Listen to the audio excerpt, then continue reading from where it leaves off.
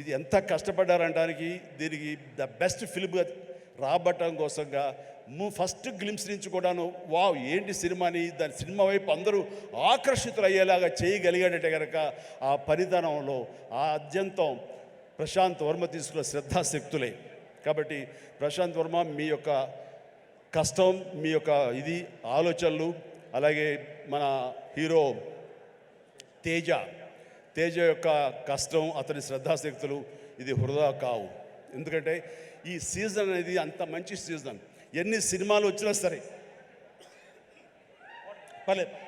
ఎన్ని సినిమాలు వచ్చినా సరే ఖచ్చితంగా ప్రేక్షకులు బాగుంది, మన కంటెంట్లో మన సత్తా ఉంది, మనకు ఆ దైవ ఆశీస్సులు ఉన్నాయంటే కనుక ఖచ్చితంగా ఆదరిస్తారు, హక్కును చేర్చుకుంటారు, పెద్ద విజయాన్ని మీకు అందేలా చేస్తారు. కాబట్టి ఎలాంటి డౌట్ అక్కర్లేదు. అయితే ఇది పరీక్షాకాలం అనుకోవచ్చు, కొన్ని థియేటర్లు అనుకునే విధంగా మనకి లభించకపోవచ్చు. It's okay. ఈరోజు కాదు రేపు చూస్తారు, రేపు కాకపోతే సెకండ్ షో చూస్తారు, సెకండ్ షో కాకపోతే థర్డ్ షో చూస్తారు. బట్ కంటెంట్ బాగుంటే ఎన్నో రోజులు చూసినా, ఎన్నో షో చూసినా సరే దీనికి మార్కులు పడతాయి. ఈ రోజున ఇందాక చిన్నవాడు సరే చాలా పెద్ద మనసుతో అన్నాడు, అన్ని సినిమాలు వెంకటేష్ సినిమా, నాగార్జున సినిమా, అలాగే మన మహేష్ బాబు సినిమాలు, అన్ని సినిమాలు ఆడుతాయి. ఈ సినిమాలు అన్నీ ఆడాలి, పరిశ్రమ పచ్చగా ఉండాలి.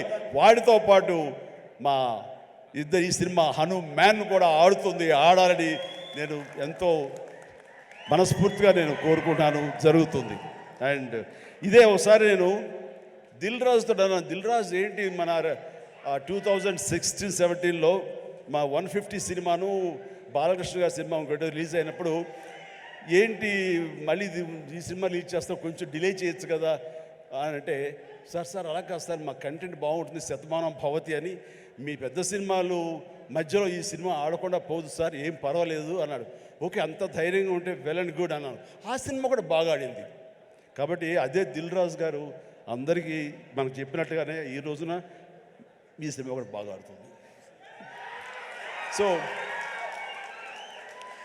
ఎందుకంటే దిల్ రాజు గారు లాంటి ఎంతో సీనియరు, ఆయన ఎంతో ఎక్స్పీరియన్స్ ఉన్న మనిషి, ఏ సినిమా ఏ సీజన్లో ఎలాగ ఆడుతుంది, ఒక్కో సినిమాకి ఎంత పటిష్టత ఉంటుంది, ఏ సినిమాకి ఎంత లాంజివిటీ ఉంటుంది, ఏ సినిమా ఎలాగ ఆదరిస్తారు, ఏ సీజన్ అనేది బాగా తెలుసు.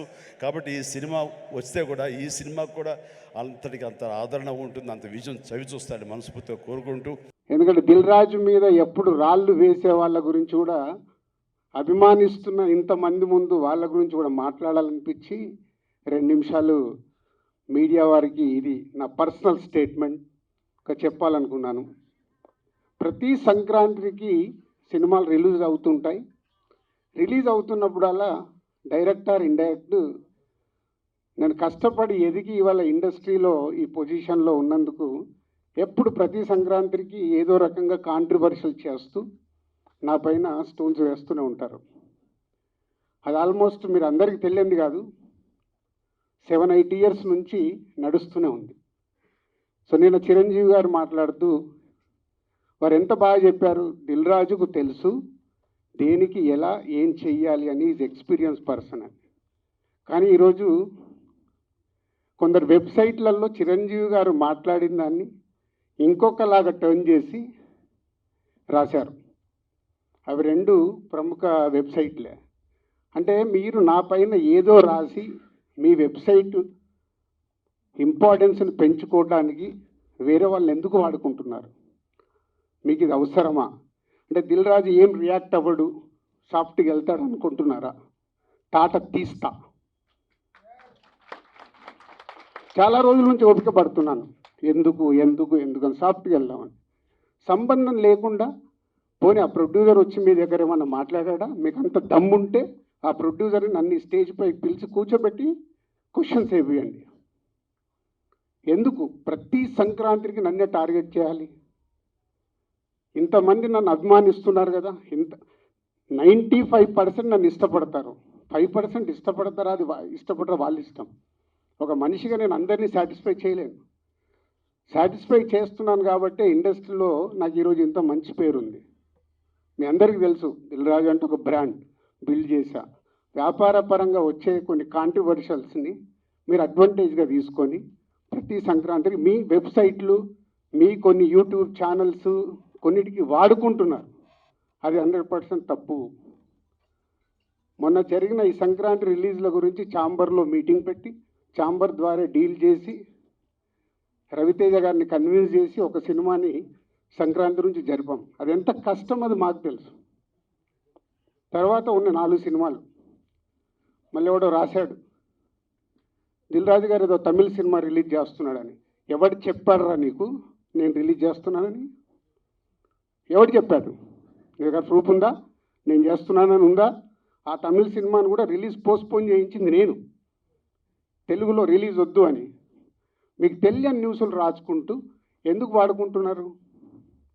ఇందాక నేను అన్నానుగా తాట తీస్తాను, ఈజీగా తీసుకోవద్దు. నా పైన ఏదైనా రాస్తే, తప్పుడు రాతలు రాస్తే, మీకు తెలియకుండా కాంట్రవర్షియల్ చేస్తే ఈ రోజు నుంచి నేను ఊరుకోను. ఇన్ని రోజులు నడిచిపోయింది, అది గుర్తుపెట్టుకోండి. 4 సినిమాలు రిలీజ్ ఉన్నాయి. మహేష్ బాబు గారు, వెంకటేష్ గారు, నాగార్జున గారు, దాంతోపాటు హనుమాన్ సినిమాని నేను రిలీజు ఆపాలి అని చెప్పానని రాశారు. ప్రొడ్యూసర్ని, డైరెక్టర్ని నన్ను పిలిచి నేను సినిమా ఆపాలని అడిగానా? సినిమా 14వ తారీఖు రిలీజ్ చేసేయండి అని చెప్పాను. 12 మహేష్ బాబు సినిమా ఉంది కాబట్టి 14th చేస్తే మీ సినిమాకు ఉపయోగం, మీ సినిమాకు నంబర్ ఆఫ్ థియేటర్స్ దొరుకుతాయని చెప్పాను. కానీ దాన్ని ఇంకొక విధంగా మార్చి రాశారు. చిరంజీవి గారు మాట్లాడింది ఇంకొకలాగా కన్వర్ట్ చేసి రాస్తున్నారు. మీకు కావాల్సిన దాన్ని హైలైట్ చేయకండి. నెగిటివ్ వైబ్స్ ఉండకుండా పాజిటివ్గా బతుకుతే బాగుంటుంది. నెగిటివ్గా బ్రతకడం ఇంపార్టెంట్ కాదు, అందరం పోయే వాళ్ళమే, ఇక్కడ ఉండటానికి రాలా. నెగిటివ్ ఎందుకు? నెగిటివ్ వైబ్స్ ఎందుకు? మీ వెబ్సైట్లు, మీ ఛానల్స్ ఇంప్రూవ్ అవ్వాలని నెగిటివ్ వైబ్స్ని తీసుకొస్తారా? ఈరోజు హనుమాన్ సినిమా ప్రపంచవ్యాప్తంగా రిలీజ్ అవుతుంది. నాట్ ఓన్లీ తెలుగు స్టేట్స్, తమిళ్లో రిలీజ్ అవుతుంది, కన్నడలో రిలీజ్ అవుతుంది, హిందీలో రిలీజ్ అవుతుంది. ఎక్కడ థియేటర్ లేవా? దొరకట్లేదా? మీకు తెలియని విషయం ఏంటంటే నైజాములో 7-8 సెంటర్లలో Mahesh Babu cinema, Hanuman cinema release అవుతుంది. వెంకటేష్ గారి సినిమాకి, నాగార్జున గారి సినిమాకి థియేటర్ లేదు. మీకు తెలుసా అది? చిరంజీవి గారు, Nagarjuna garu, Venkatesh garu, they are not a small heroes. 30 ఏళ్ళ నుంచి ఇండస్ట్రీలో ఒక స్టార్ హీరోగా ఉన్న ఇమేజ్ ఉన్న వాళ్ళకు కూడా థియేటర్ లేవు. ఇవి మీకు కనిపించవు. ఎంతసేపు వాళ్ళకు రావాల్సిన మైలేజ్ గురించి ప్రయత్నం చేస్తూ, సో ఈరోజు కొన్ని కోట్లు ఖర్చు పెడితే రాని ప్రమోషన్ని హనుమాన్ సినిమాకు వచ్చింది. గుడ్, చిన్న సినిమా సూపర్ హిట్గా అవ్వాలి అని మనస్ఫూర్తిగా కోరుకుంటున్న దాంట్లో నేను ఒక్కరిని.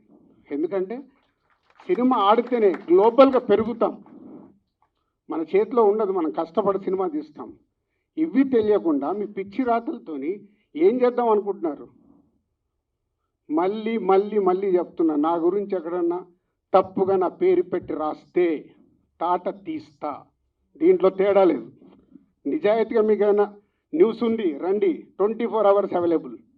మీకు ఏదైనా న్యూస్ కావాలి, సార్ ఇలా ఉంది, ఇదేంటని అడగండి, నేను సమాధానం ఇస్తాను.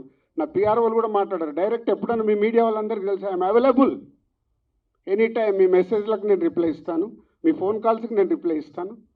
చెప్పండి మీ మీడియా వాళ్ళందరూ, ఎప్పుడైనా నేను లేనా, అవైలబుల్ లేనా? దేనికి? మీ మైలేజ్ కోసం నన్ను వాడితే మళ్ళీ మళ్ళీ చెప్తున్నా, తాట తీస్తా, గుర్తుపెట్టుకోండి.